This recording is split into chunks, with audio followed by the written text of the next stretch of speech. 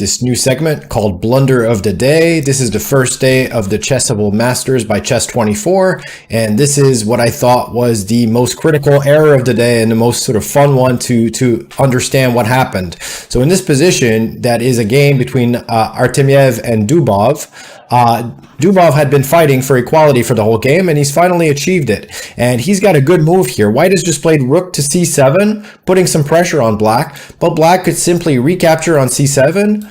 And here, after rook c8, that c-pawn is actually quite weak. White does have a couple of tactical ideas to try not to simply lose a pawn. The best of them is probably bishop d5 check, king f8.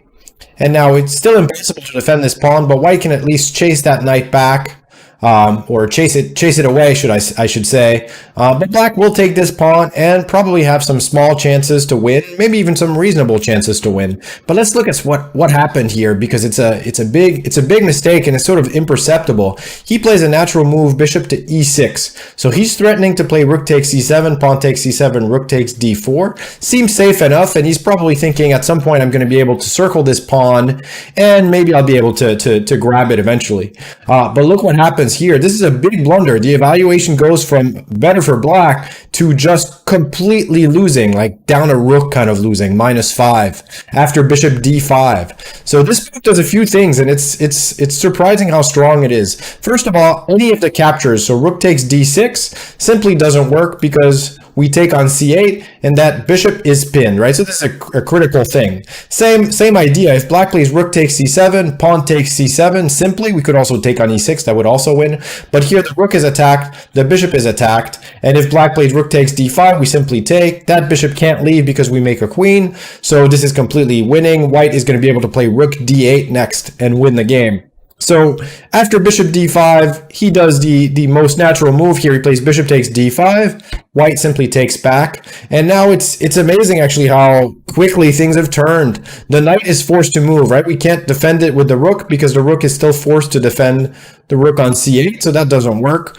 We can't take on c7 because we'll simply take, and this is attacked, and we'll have rook d8 check, or we could take the knight next move.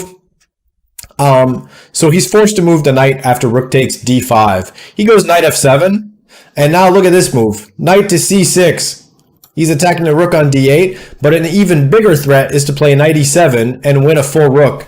And amazingly here, there's really absolutely nothing that black can do. Every move loses more than just an exchange. So what can we look at? There's actually not very much to look at. If rook takes c7, pawn takes c7, the point is still that we can't take on d5 because of c8 queen check before black has time to deliver checkmate on the back. So yeah, there's not much. The only other move, like let's say we try to play here, this is just it's just a disaster. White probably starts by playing d7. Eventually they'll take this rook. The position is it's a goner. So Dubov just resigned after knight c6. So quite a turn of events. That's the first blunder of the day, and we'll be back tomorrow because there will always be some mistakes to look at and learn something from. Thanks for joining me.